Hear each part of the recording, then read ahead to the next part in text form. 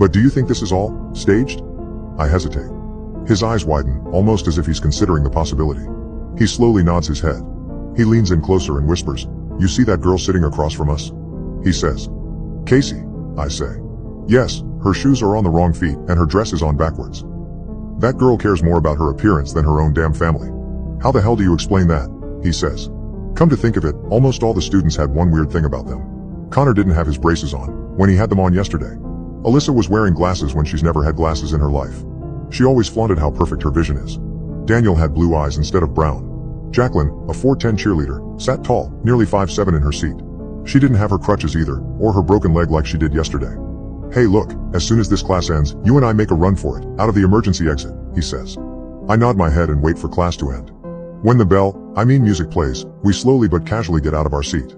"I'm Xander, by the way," I mutter. "Dylan," he whispers back. As soon as we're out the door, we couldn't handle the creepy effers and their smiling anymore. We made a mad dash to the door. Before we could even get out of the hallway, Dylan was violently pulled back by one of them. A blonde girl. The girl craned her neck, which made a sickening cracking sound. She then ripped a layer of flesh off of his arm with her damn sharp fingernails and basically shredded the rest of his arm. He screamed as she dragged him back, with the help of 2 other students. Every student in the hallway stood silently, smiling. Some were slowly clapping, bringing their hands together at odd angles.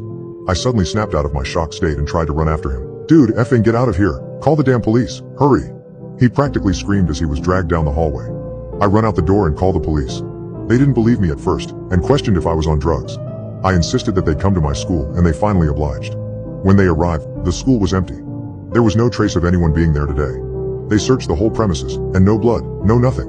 Not a single effing person, or a backpack or binder to indicate that anyone was ever there. They told me that playing a prank on the police and crying wolf would get me arrested. After they drove me home, I remembered something. No badges and no weapons were on them. Their shirts were inside out. They both repeated each other. They didn't even speak to my parents.